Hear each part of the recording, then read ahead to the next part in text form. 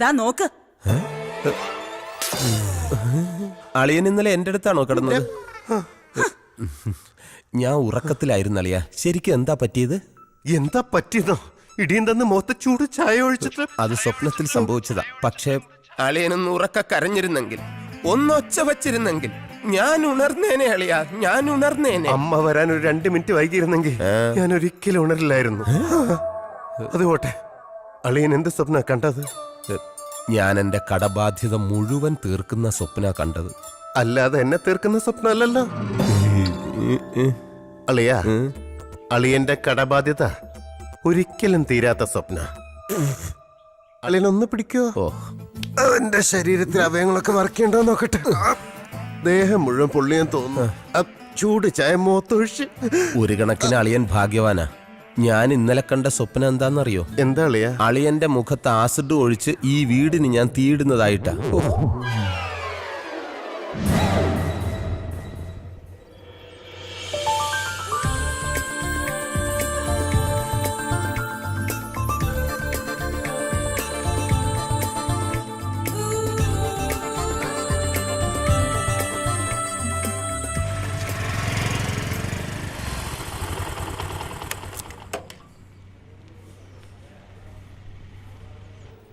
Hello, Malu എവിടെ?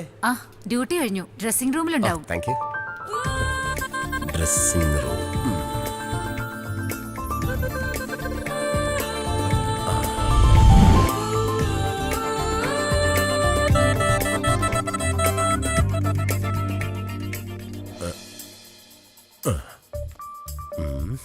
ദൈവമേ, ആരും വരല്ലേ. മാളു ചക്കരക്കുട്ടി. അയ്യോ സോറി, മാളു വന്ന് കരുതിയിട്ടാ. ഇങ്ങനെയുണ്ടോ സ്ത്രീകള്?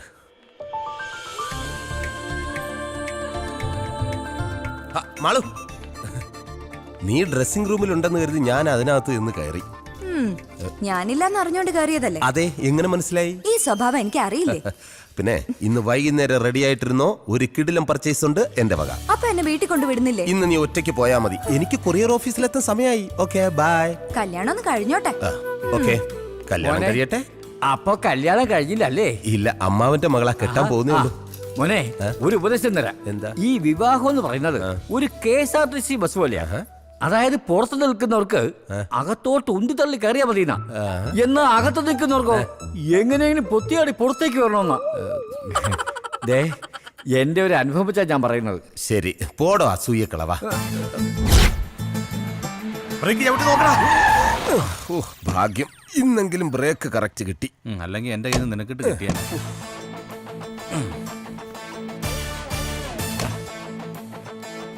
Good morning. Good morning. വെറുതെ നിൽക്കുവാണോ?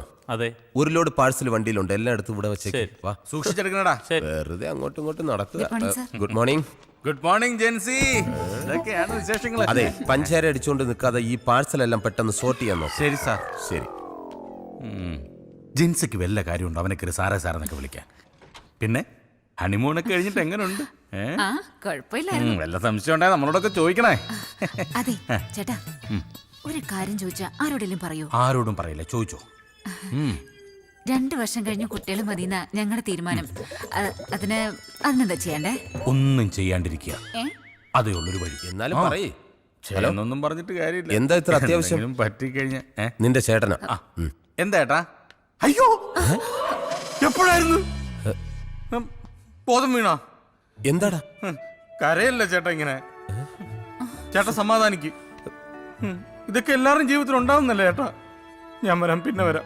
ചേട്ടൻ വെച്ച് കരയല്ലേ? എന്താ പ്രശ്നം? ചേട്ടന്റെ ഭാര്യ പ്രസവിച്ച് പെൺകുഞ്ഞാന്ന്. ഒരു പെൺകുഞ്ഞ് ജനിച്ചതിനാണോ നിനക്ക് നിന്റെ ചേട്ടനും ഇത്രയും ടെൻഷൻ?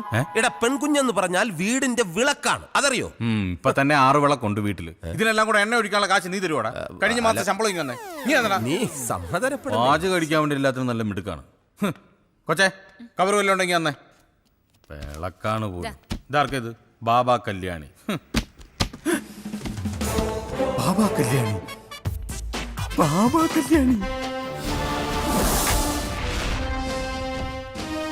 സ്വാമി ശരണം. അതെ ഒരാൾക്ക് ശ്രദ്ധയില്ല. ഇത് ജെന്റിൽമാനാ, ഇവൻ കൊണ്ട് കൊടുത്തോളൂ. ദാ ദാ, പ്രിൻസേ ഇത് കൊണ്ടുപോയി പുറത്ത് കളഞ്ഞേ. ദാ, ഇതാരടി തെങ്ങന്തയൊക്കെ കൊറിയറിൽ അയച്ചത്? ഹെ, തേങ്ങയായിട്ട് അയച്ചതാന്നേ. മേൽവിലാസം കറക്റ്റ് അല്ലാത്തത് കൊണ്ട് ഇതിനകത്ത് കിടന്ന് മുളച്ചതാ. ഇനിയുണ്ട് ഒരു 10-16 എണ്ണം. ഇതെല്ലാം എടുത്ത് മാറ്റിയില്ലെങ്കിലേ കൊറിയർ ഓഫീസ് തെങ്ങും തോപ്പായിട്ട് മാറും. കൊണ്ടുകള എടാ, ഇനിയെങ്കിലും നീ കറക്റ്റ് ആയിട്ട് അഡ്രസ് നോക്കി കസ്റ്റമർക്ക് സാധനം കൊടുക്കാൻ നോക്കാം. പോവല്ലേ ഞാൻ എപ്പോ നോക്കിയാലും പോവല്ലേ. പെമ്പിള്ളാറെ വല്ലതും ഉണ്ടെങ്കിൽ ഒരെണ്ണെടുത്ത് തന്നെ. എനിക്ക് മനസ്സിലായി. Ramani K P Charms beauty parlour. Ramani K P Charms beauty parlour. Charms beauty പാർലറിലെ Ramani K P. Come follow me, follow me.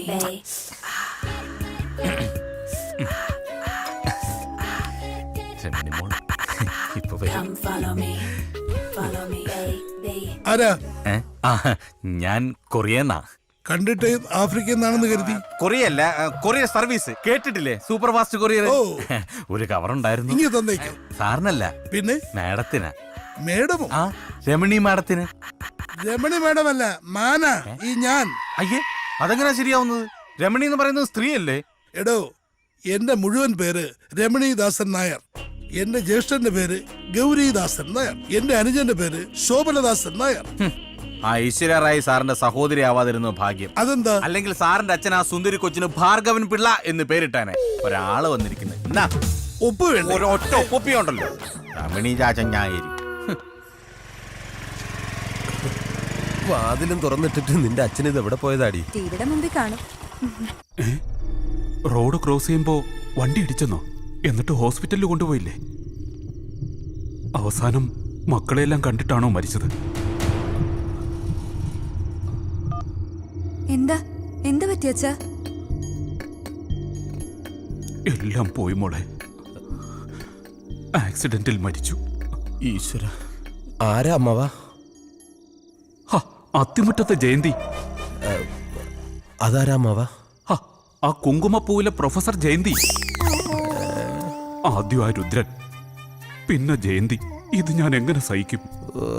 നിന്റെ അച്ഛന് സീരിയൽ ഭ്രാന്ത് തീർന്നില്ലേ?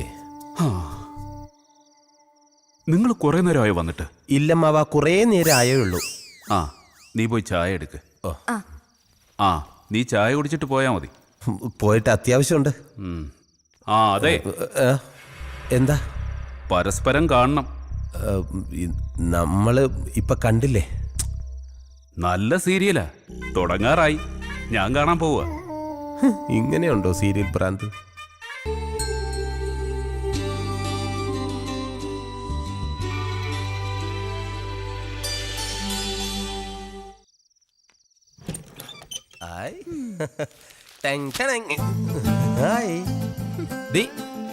നിങ്ങൾക്ക് എല്ലാവർക്കും ഉള്ള ഡ്രസ് ഇത് പിടിച്ചേ. ഈ ഏട്ടന് ഇത്തിരി നേരത്തെ വന്നൂടെ?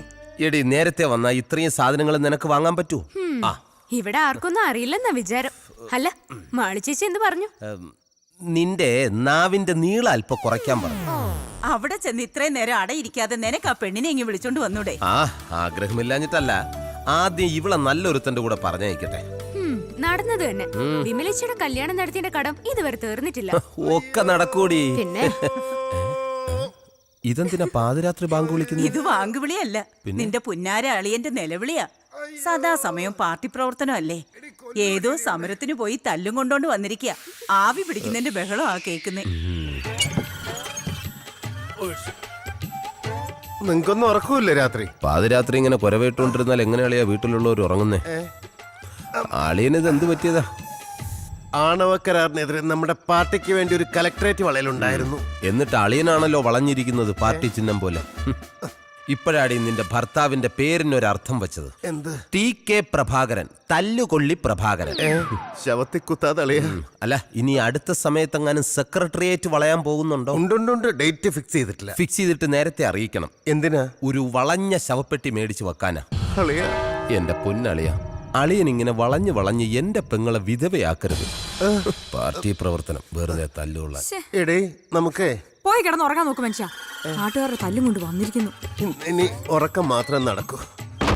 നാളെ തല്ലുകൊള്ളാൻ നോക്കണം. എന്ത് പറ്റിയളിയാ? ഒന്നുമില്ല അളിയ.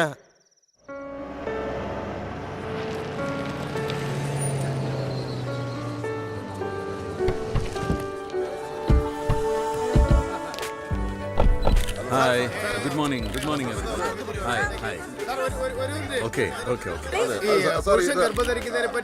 നിങ്ങൾ കാണിക്കുന്ന സ്നേഹത്തിനും സഹകരണത്തിനും എല്ലാം നന്ദി ഇപ്പൊ ഒന്നും പറയാൻ നിർവാഹമില്ല. സമയം വരുമ്പോൾ ഞാൻ തന്നെ നിങ്ങളെ വിളിച്ചെല്ലാം പറയാം കേട്ടോ.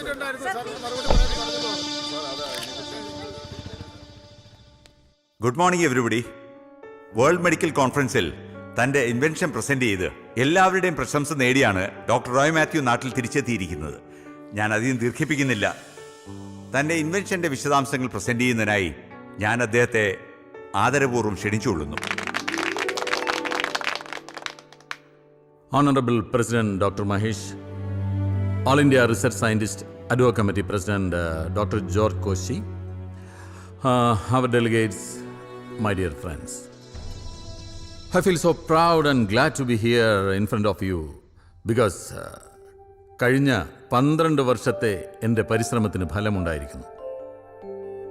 മനുഷ്യ ചരിത്രത്തിൽ ഇന്നുവരെ ഗർഭം ധരിക്കാനും പ്രസവിക്കാനുമുള്ള കഴിവ് സ്ത്രീകൾക്കാണ് ഉണ്ടായിരുന്നത്. പക്ഷെ ഇനി മുതൽ പുരുഷന്മാർക്കും ഗർഭം ധരിക്കാം, പ്രസവിക്കാം.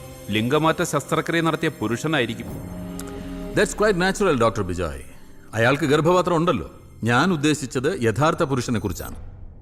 സസ്തനികളായ മുയൽ, കുരങ്ങ് എന്നിവയിൽ നടത്തിയ പരീക്ഷണങ്ങൾ വിജയിച്ചപ്പോഴാണ് മനുഷ്യരിലും ഇത് പരീക്ഷിക്കാം എന്ന നിഗമനത്തിൽ ഞാൻ എത്തിയത്. So I would like to request your kind attention for my presentation.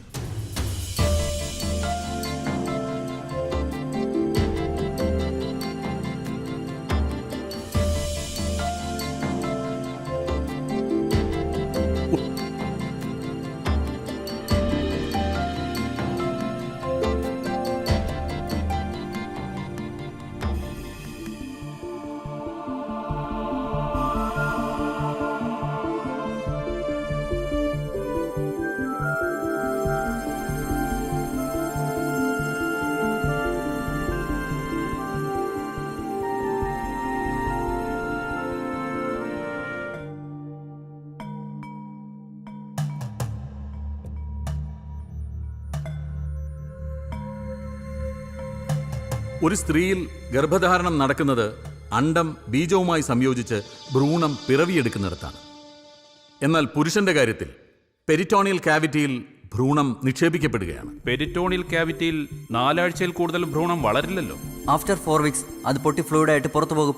Normally സ്ത്രീകളിലും യൂട്രസിന് പുറത്ത് ചിലപ്പോഴൊക്കെ ഗർഭധാരണം നടക്കുന്നുണ്ടല്ലോ. സി, നമ്മളൊക്കെ MBBS പഠിച്ച കാലഘട്ടത്തിൽ നിന്നും മെഡിക്കൽ സയൻസ് ഒരുപാട് വളർന്നു. As per the new findings 45 weeks, അതായത് 315 ദിവസം വരെ ഭ്രൂണത്തിന് പെരിറ്റോണിയൽ കാവിറ്റിയിൽ വളരാൻ കഴിയും. വിദേശത്തുള്ള അനേകം ശാസ്ത്രജ്ഞന്മാരുടെ മെയിൽ കമ്മ്യൂണിക്കേഷൻ ഡോക്ടർ റോയിയുടെ വാദത്തെ സപ്പോർട്ട് ചെയ്യുന്നുണ്ട്. ബട്ട് ഡോക്ടർ, ഒരു പുരുഷൻ എങ്ങനെ പ്രസവിക്കാനാവും? Doctor you said the point. പുരുഷന് വജൈന ഇല്ലാത്തതുകൊണ്ട് ഒരു സിസേറിയനിലൂടെ മാത്രമേ നമുക്ക് കുഞ്ഞിനെ പുറത്തെടുക്കാൻ കഴിയൂ. ഡോക്ടർ, ഈ പരീക്ഷണത്തോട് എനിക്കൊട്ട് യോജിക്കാനാവില്ല. We have some ethics. കാലാകാലങ്ങളായി നാം പിന്തുടരുന്ന ആചാരങ്ങൾ. നമുക്കൊരു സംസ്കാരമുണ്ട്. അതെങ്ങനെയാണ് നമ്മുടെ സംസ്കാരത്തിന് എതിരാവുക? ഇത് പ്രകൃതിയുടെ സന്തുലിതാവസ്ഥ തകടം മറിക്കും. യെസ്, ഇത് സാമൂഹികമായ ഒരുപാട് അസമത്വങ്ങൾക്ക് വഴിതെളിക്കും. നോ ഡോക്ടർ ബിജോയ്, ഒരു സ്ത്രീക്ക് ഒരിക്കലും ഒരു പുരുഷനെ ഗർഭം ധരിപ്പിക്കാനാവില്ല. ഗർഭധാരണം മുതൽ പ്രസവം വരെ ഒരു പുരുഷന് ഡോക്ടറുടെ സഹായം കൂടിയേ തീരൂ. മിസ് റോയ്, താങ്കൾ ഈ പരീക്ഷണത്തിൽ നിന്നും പിന്മാറണം. മനുഷ്യവംശത്തോട് കാട്ടുന്ന ഈ കൊടും പാതകത്തെ നമ്മുടെ സംഘടന പിന്തുണയ്ക്കരുതെന്ന് ഞാൻ ആവശ്യപ്പെടുന്നു. This is the first time in medical history that such an experiment has ever been carried out. The results will be happiness to many families all over the world. Doctor റോയുടെ കണ്ടുപിടുത്തം അവിശ്വസനീയമാണ്. സാമാന്യ ബുദ്ധിയുള്ളവർക്ക് ഇത് ദഹിക്കില്ല. But it is the truth. ഒരു മലയാളി ഈ പരീക്ഷണത്തിന് മുതിരുമ്പോൾ നമ്മൾ അഭിമാനിക്കണം, കൈയടിച്ച് അഭിനന്ദിക്കണം. മിസ്റ്റർ റോയ്, താങ്കൾക്ക് വൈൻഡപ്പ് ചെയ്യാം. അഭിനന്ദിച്ചവർക്കും വിമർശിച്ചവർക്കും എൻ്റെ നന്ദി. Thank you. Thank you all. ഇവിടെ ഇരിക്കുന്നവരെല്ലാം അബ്നോർമൽ ആയിപ്പോയി. എല്ലാവരും ഏതോ മായാലോകത്ത്. You are absolutely right doctor Bijoy. Indian ഫിലോസഫിയിൽ പോലും പ്രിഫറൻസ് മായയ്ക്കാണ്. Maya means illusion. ഞാനും നിങ്ങളും എല്ലാം ജീവിക്കുന്നത് ഓരോ മായ കാഴ്ചകളിൽ അഭിരമിച്ചാണ്. Some dreams become true and my research is such a dream. ഷണ്ഡത്വവും വന്ധ്യതയും കാരണം ബുദ്ധിമുട്ട് അനുഭവിക്കുന്നവർക്ക് ഈ മാർഗം വലിയൊരു സഹായമാവും. Finally, I declare that a man could become pregnant and he's able to deliver a healthy offspring. That's all. Thank you. Thank you. Well done, doctor. Thank you, Dr. Mahesh. അപ്പോ ഇനി വേണ്ടത് ഒരു കാരിയറെയാണ്. യെസ്